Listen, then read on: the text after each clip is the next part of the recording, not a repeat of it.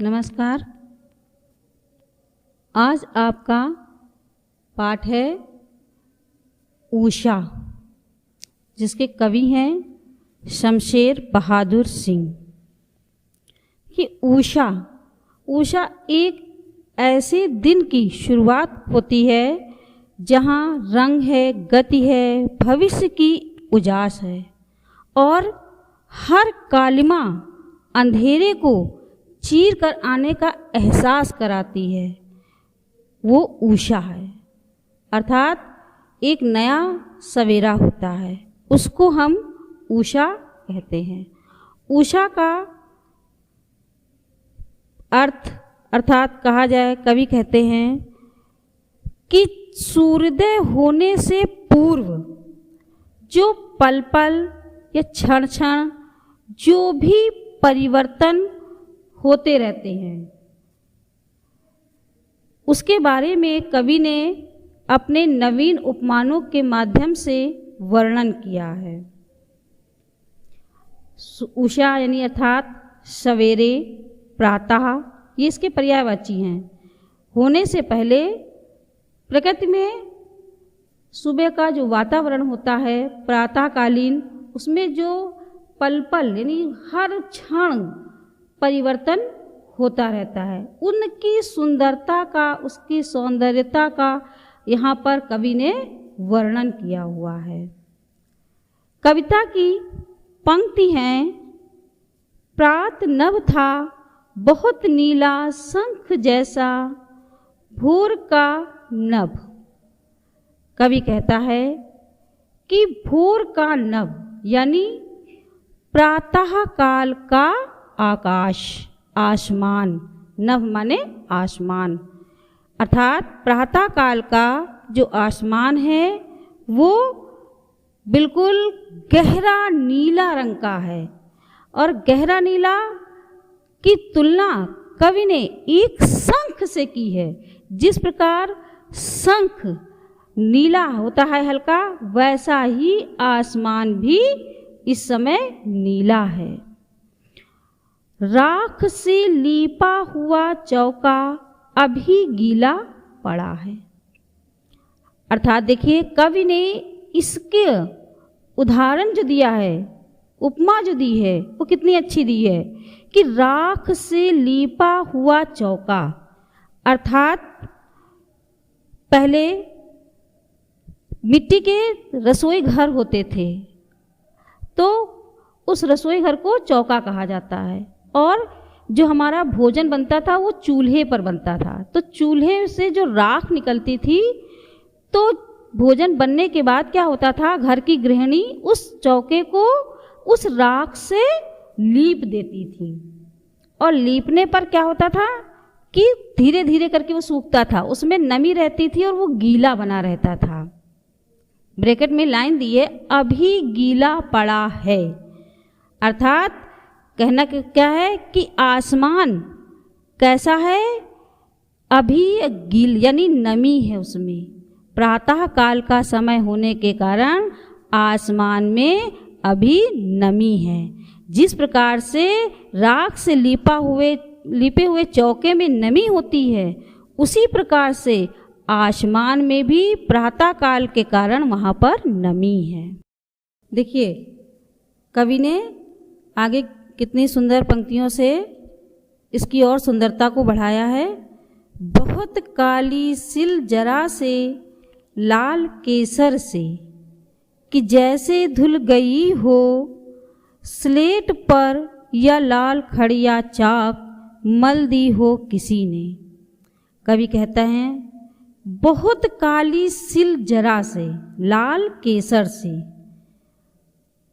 काली सिल, यहाँ पर जो शब्द दिया हुआ है काली सिल, काली सिल को हम लोग सिलबट्टा कहते हैं। असल में कवि ने जो इन उपमानों से कविता को उकेरा है, ये उपमान एक गांव से जुड़े हुए हैं। तो हम लोग जो काली सिल लिखा है, ये सिलबट्टे को कहते हैं, जिसपे पहले गृहणियाँ मसाला पीसती थी, तो वो काली सिल होती है। उस सिल पर मानो किसी ने लाल केसर से उसको पीस के और उसको धो दिया हो। तो इस समय आसमान, कहते हैं जब सवेरा होता है धीरे धीरे करके, तो सबसे पहले आसमान नीला था, हल्का सा काला। अब उसमें जब हल्का सा बिल्कुल पल भर जब आगे बढ़ता है तो उसमें हल्के सा लालिमा सी आने लगती है, और जब लालिमा सी आती है तो काला और वो नारंगी रंग मिल जाता है और बिल्कुल लालिमा सी छाने लगती है। तो उस समय पर आसमान का रंग बिल्कुल उसी तरह लगता है जैसे किसी ने काली सिल पर लाल केसर से धो दिया हो। और दूसरा उदाहरण देखिए, कवि ने जो दूसरा उदाहरण दिया है वो है स्लेट पर। स्लेट आप सभी लोग जानते हो, जिस पे शुरू में ही लिखने का अभ्यास कराया जाता है। स्लेट काली होती है, या लाल खड़िया चौक, अर्थात कवि कहता है कि मानो किसी ने लाल खड़िया चौक से स्लेट पर उसको मल दिया हो। लाल खड़िया जो चौक है वो स्लेट के ऊपर किसी ने मल दी हो, अर्थात रगड़ दी हो, तो उसमें काला और वो लाल रंग मिलकर एक लालिमा पैदा करता है। तो इस तरीके से कवि ने अपनी पंक्तियों को कई उदाहरणों के माध्यम से उषा का संबंध बताया है। इसमें जो विशेषता है वो है काव्यगत विशेषता कि भाषा इसकी तत्सम निष्ठ खड़ी बोली है। और देखिए, शंख जैसे में उपमा अलंकार है। बहुत काली सिल जरा से लाल केसर से धुल गई हो स्लेट पर, इसमें सब में देखिए उत्प्रेक्षा अलंकार का प्रयोग किया गया है। और ये जो आपकी कविता है उषा, इसमें मानवीकरण अलंकार का प्रयोग हुआ है और प्रतीकात्मक एवं चित्रात्मक शैली का निर्वाह भी किया गया है। आगे और इन पंक्तियों से कितना सुंदर चित्र प्रस्तुत किया है। कवि ने इन पंक्तियों के माध्यम से कहा है कि सूर्योदय के ठीक पहले के पल पल परिवर्तित होते प्रकृति के सजीव चित्र को शब्दों में उन्होंने बांधा है। पंक्ति है, नील जल में या किसी की गौर झिलमिल देह जैसे हिल रही हो।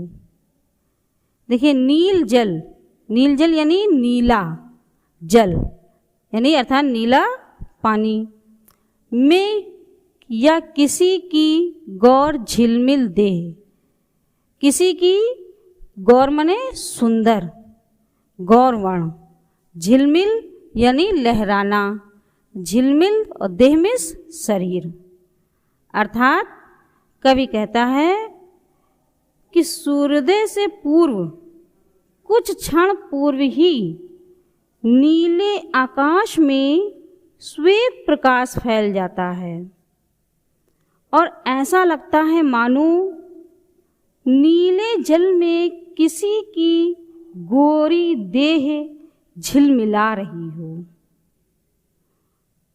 और इसके साथ ही सूर्य उदित हो जाता है और उषा का समस्त सौंदर्य भी समाप्त होने लगता है। जादू टूटता है इस उषा का। कवि कहता है कि अब जादू टूटता है, यानी अब जो उषा काल का अर्थात प्रातः काल का जो सुंदर प्रातःकालीन वातावरण का जो सुंदर अति सुंदर जो जादू था वो अब समाप्त हो रहा है, सूर्योदय हो रहा है, अर्थात अब सूर्य की किरणें आसमान पर फैल गई हैं, अर्थात कवि ने सूर्योदय के साथ ही उषा के प्रभाव के समापन की सुंदर झांकी प्रस्तुत की है। इसमें नील जल और हो रहा में अनुप्रास अलंकार है। गौर झिलमिल देह उगते सूर्य की प्रतीक है।